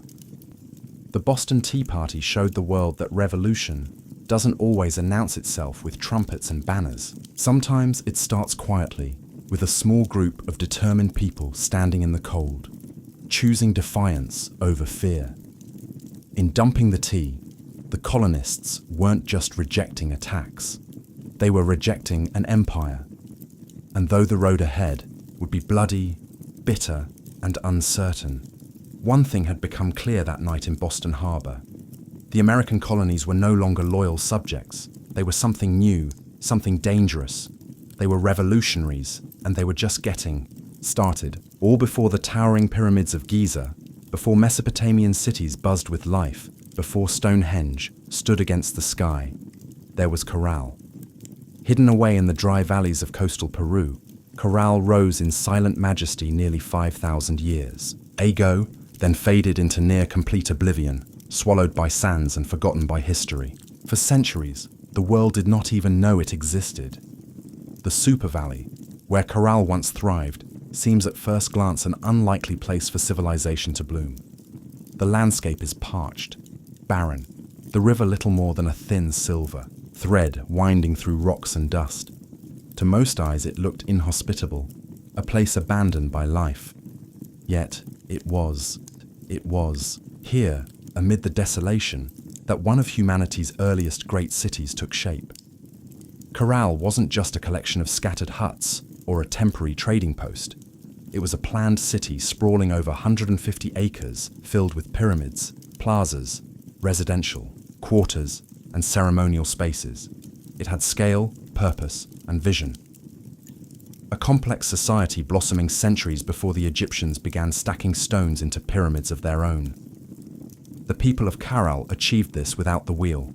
without written language, without metal tools. They built massive structures from stone and earth with nothing but ingenuity, communal effort, and the raw power of human will. Yet for thousands of years, Corral's existence remained a secret. Even when travelers stumbled across the strange, weathered mounds scattered across the valley, they mistook them for natural formations, mere hills sculpted by the desert winds. No one imagined that beneath the sand lay one of the oldest cities in the world, predating even the civilizations that history books had crowned as the firsts. It wasn't until the late 20th century that archaeologists led by Ruth Shady uncovered the truth. What they found buried in the dust of time would rewrite the story of the Americas and force the world to reconsider what it thought it knew about the birth of civilization itself. Corral had risen, flourished, and fallen in total anonymity. Now, after millennia of silence, its stones are speaking again, whispering of a peaceful, intelligent people who built a world of complexity and wonder in a land where life itself seemed impossible. And this was only the beginning of their story. At first glance, the Soup Valley looks like a place where life should struggle to exist. Harsh winds sweep across endless stretches of sand and stone. The sun beats down mercilessly, drying out the earth, baking the landscape into cracked, brittle sheets. Water is scarce, the river a meandering thread, fighting for survival. To the untrained eye, it is a wasteland, barren, empty, forgotten by the gods. But the people of Corral saw something different. They did not see a desert to be feared. They saw a canvas to be shaped. They recognized the river, however modest, as the lifeblood of possibility. And so, with patience, ingenuity, and sheer determination, they turned this unforgiving place into a thriving oasis of life and culture. Their first victory was agriculture. They learned to tame the river's seasonal floods, building simple but brilliant irrigation systems that channeled water across the valley floor. Where others saw sand and dust, they coaxed green shoots of hope. Cotton, beans, squash, guava, sweet potatoes. Cotton, in particular, became their treasure. It was spun into fishing nets and textiles, fueling trade with coastal villages and creating bonds that stretched far beyond their desert home. But growing crops was only part of their mastery. The people of Corral understood that survival in the desert required balance. They worked with nature, not against it. They built their homes and plazas from stone and earth designed to withstand both scorching heat and the rare, punishing rains that occasionally swept through the valley. They studied the stars and seasons, planning their harvests with the precision of master astronomers. Trade became the veins and arteries of Corral's economy. Dried fish, cotton, fruits, and handmade goods flowed up and down the coast. In exchange, Corral received exotic goods, colorful shells from the Pacific, rare stones from the Andes, ideas from distant peoples. They were not isolated. They were connected. In a land where survival seemed impossible, Corral thrived through intelligence, innovation, and community. They didn't conquer the desert with brute force. They partnered with it, learning its rhythms, respecting its power, building a society that was not just functional, it was extraordinary. Against the odds, Corral blossomed into a beacon of civilization, and it was only beginning to rise, rising out of the desert like ancient guardians. The pyramids of Corral defy everything we thought we knew about early civilization in the Americas. These were not small, crude structures built by primitive hands. They were massive, deliberate works of architecture created by a people with vision, organization, and ambition. The centerpiece of the city was the Pyramid Mare, the largest of Corral's monumental structures. It stretched more than 450 ft in length and towered nearly 60 ft above the desert floor, a feat of engineering on par with the early wonders of the ancient world. Built from stone, mud, and woven reed bags filled with rocks, the pyramid was designed not just to endure the harsh climate, but to withstand the punishing earthquakes that occasionally rattled the region. And endure it did, standing silent against wind and time for nearly 5 millennia. But the pyramids of Caral were not tombs. Unlike the massive burial complexes of Egypt, Caral's pyramids served a different purpose. They were centers of ceremony, power, and public life. Temples and gathering spaces crowned their summits, accessible by broad, elegant staircases. Fires once burned atop these platforms, and rituals were held beneath the endless Peruvian sky. At the foot of the pyramids, vast plazas opened up, sunken and circular, inviting thousands to gather for religious ceremonies, political meetings, and communal celebrations. The very design of Caral's cityscape suggested a society that prized community and order, a people deeply connected to one another and to the cosmos. Around the pyramids, smaller residential complexes fanned out, likely home to priests, administrators, artisans, and farmers. The pyramids themselves seem to have been strategically placed, aligned with celestial events, sunrises, solstices, the cycles of the stars. To the people of Caral, architecture wasn't just practical, it was spiritual, mathematical, cosmic. Walking among the weathered stones today, it's almost impossible not to feel a strange sense of awe. These structures were raised without metal tools, without the wheel, without beasts of burden. Yet, they rose with symmetry, scale, and staggering precision. The Great Pyramids of Caral were not built for vanity, nor for war. They were built to connect earth and sky, community and cosmos, humanity and eternity. And they still whisper across the sands, telling a story that refuses to be forgotten. Among the ruins of Caral, there is something profoundly different, something that sets it apart from so many ancient civilizations. No weapons have been found buried beneath its sands. No defensive walls circle its plazas. No mass graves hint at bloody conquest or internal strife. Unlike the kingdoms that rose and fell through war, Caral was a society built on peace. It's a revelation that defies expectations. Here was a civilization that flourished not through violence, but through cooperation, trade, and shared belief. The people of Caral seem to have invested their energy not in armies or fortresses, but in architecture, astronomy, music, and communal life. Their plazas and pyramids weren't monuments to victory over enemies. They were centers of celebration, worship, and governance. This was a civilization that chose to gather rather than conquer, to negotiate rather than destroy. Trade was the lifeblood of Caral's success. Cotton grown along the fertile riverbanks was spun into fishing nets that were traded with coastal communities. In return, Caral received dried fish, an essential source of protein, and exotic goods from faraway places. Colorful shells from the Pacific, precious stones from the highlands, and even rare tropical fruits from distant valleys. This wide network of trade stitched the region together, binding far-flung communities into a peaceful web of mutual benefit, and in the center of it all, Caral thrived as a cultural and economic hub. Religious and ceremonial life played a vital role in maintaining social harmony. The city's grand public spaces and sunken plazas likely served as stages for rituals that united the people under shared spiritual beliefs. Music filled these gatherings, flutes carved from condor bones, drums made from deer hides, creating soundscapes that echoed across the desert, tying individual lives to something greater. Leadership, too, appeared to rely less on military strength and more on spiritual authority and civic organization. The city's leaders must have coordinated massive construction projects, seasonal agricultural cycles, and complex trade agreements, all without leaving behind the brutal scars of war. In an ancient world so often defined by conflict, Caral stands as a shining exception, a reminder that civilization does not have to rise on the broken backs of the conquered. It can instead be built by the quiet power of collaboration, creativity, and trust. At Caral, the stones still seem to hum with echoes of a world long gone. It was not just a city of buildings and trade. It was a city alive with sound, ceremony, and spiritual rhythm. Music and ritual were woven into the very heartbeat of Caral civilization. Archaeologists digging carefully through the dry sands and covered a treasure trove of ancient instruments.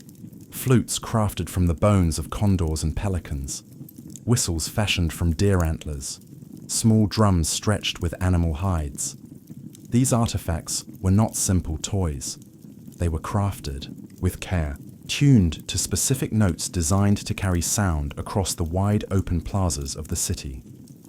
In a world without written language, music spoke the language of the soul.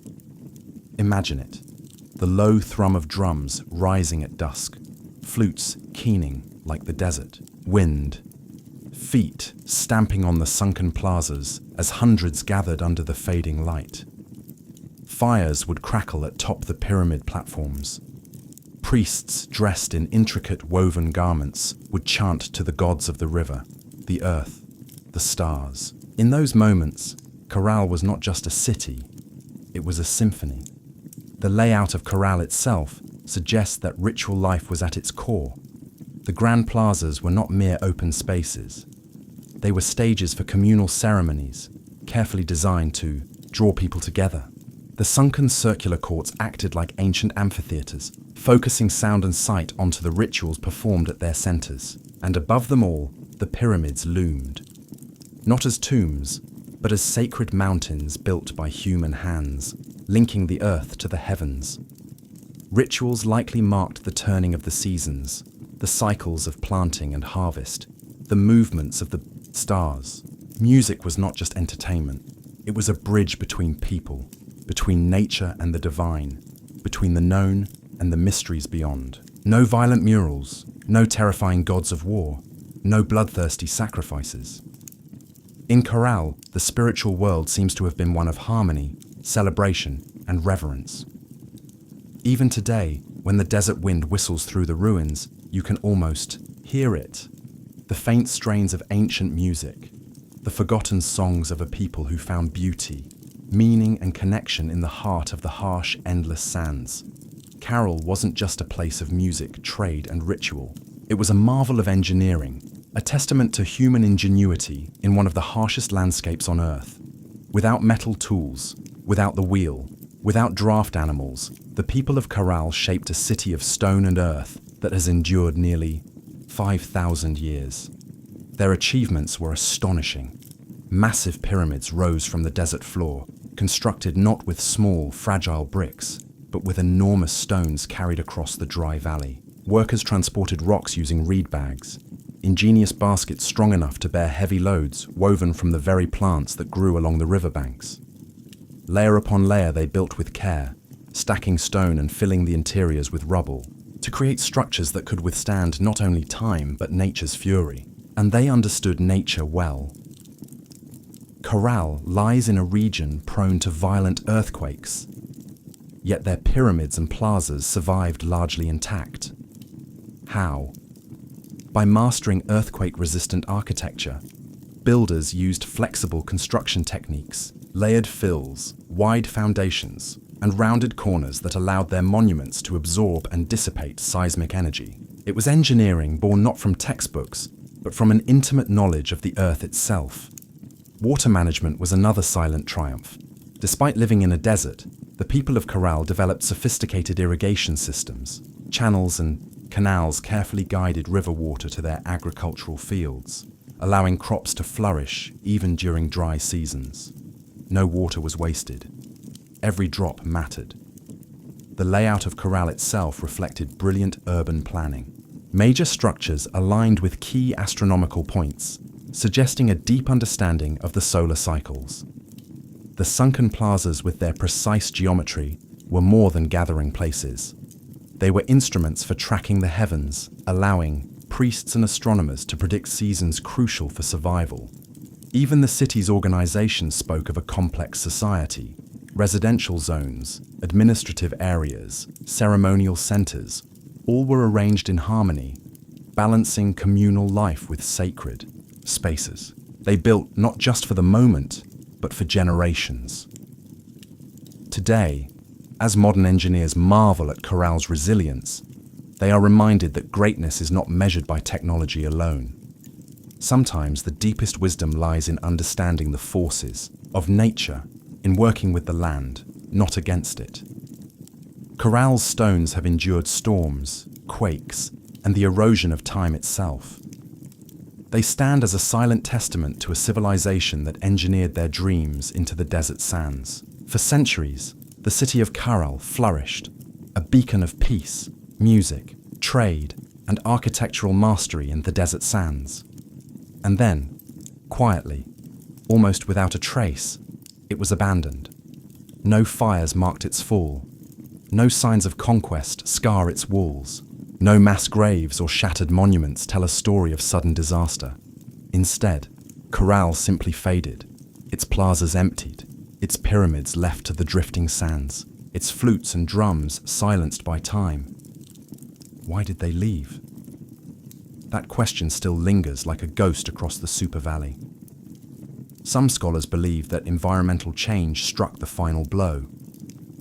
Evidence suggests that a long period of drought may have crippled Corral's agriculture. Without the river's life-giving waters, the fields would have withered. Trade networks dependent on surplus cotton and food would have faltered. The careful balance Corral had maintained with its harsh environment may have finally tipped beyond repair. Other theories point to shifting trade routes. As neighboring cultures grew and new centers of power emerged along the coast and inland, Corral's influence might have diminished. Perhaps the goods they once supplied, cotton, fish, produce, were no longer enough to sustain their role as a dominant city. Slowly, the lifeblood of commerce drained away. Still others whisper of internal decline. Without written records, we can only imagine political struggles, religious upheaval, or simple exhaustion after centuries of growth. Even peaceful societies can fracture under pressure when survival becomes uncertain. Whatever the cause, the departure seems to have been gradual, not sudden. Families likely drifted away one by one, seeking more fertile valleys, stronger rivers, new beginnings. Children who once ran across Corral's plazas grew up telling stories of a lost city behind them. Stories that would eventually fade into legend. The desert reclaimed what humans had built. Winds carried fine sand over stone temples. Flutes lay buried beneath shifting dunes. What had once been a humming, vibrant civilization became a field of silent, sleeping mounds. For nearly 4,000 years, Corral remained hidden, a whisper beneath the sands, waiting. Today, as archaeologists carefully uncover its stones, the question still burns. How does a city so advanced, so beautifully crafted, simply vanish? Perhaps the truth is that even the greatest civilizations, no matter how wise or peaceful, are still fragile. Threads woven into the tapestry of time, forever vulnerable to the unseen forces of change. For millennia, Corral lay forgotten, buried, beneath the silent sands of the Super Valley. Travelers passed the strange, rounded hills that dotted the landscape, never suspecting that beneath their feet lay the ruins of a civilization older than the pyramids of Egypt. To them, these were just natural formations, mounds shaped by the wind and time. It wasn't until the late 20th century that the world would finally hear Corral's voice again. In the 1990s, Peruvian archaeologist Ruth Shady led a team into the Soup Valley, driven by curiosity and a growing sense that these hills might hold secrets no one had yet uncovered. What they found would rewrite the story of human civilization in the Americas. Layer by painstaking layer, the sand was brushed away. Beneath it emerged walls of carefully cut stone, grand staircases, sunken plazas, pyramids, a city far older than anyone could have imagined. Radioarbon dating confirmed the unbelievable. Corral was over 4,600 years old, thriving at the same time as the earliest civilizations in Mesopotamia and Egypt. It was a discovery that shook the foundations of archaeology. Before Corral, scholars believed that civilization in the Americas developed much later, shadowed by the great empires of the Old World. Corral changed everything.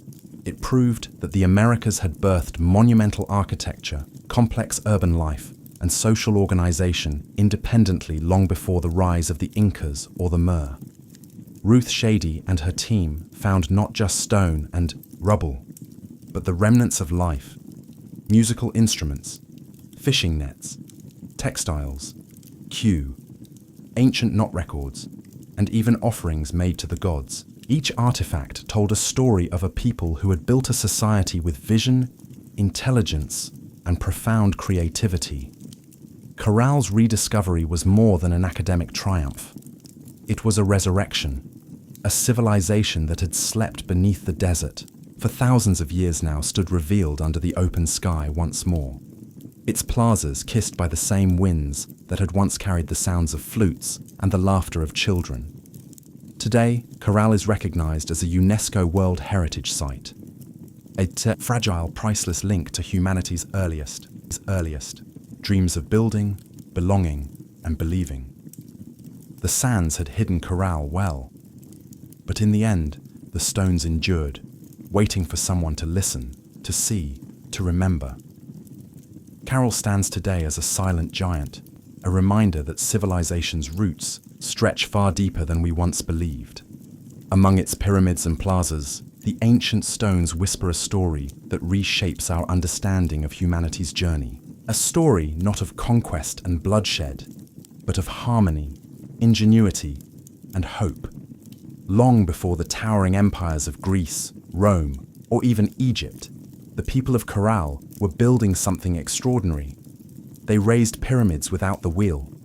They mapped the stars without written records. They created a thriving society rooted in trade, music, ritual, and engineering, all without leaving scars of war upon the land. In an era often defined by conflict, Corral offers another vision of what civilization can be. A society that valued connection over conquest, knowledge over domination. It reminds us that complexity does not require violence. That greatness is not measured by how many armies march across a battlefield, but by how a community comes together to build, to create, to dream. Corral's legacy reaches far beyond the dry sands of the Soup Valley. It challenges old assumptions that civilization had a single cradle, that urban life and monumental architecture belonged first to the Old World. Corral proves that humanity's spirit of innovation and aspiration arose independently in many corners of the earth, shaped by different hands, but driven by the same eternal desires to endure, to celebrate, to reach toward the divine. Today, walking among Corral's weathered ruins, you can almost hear it.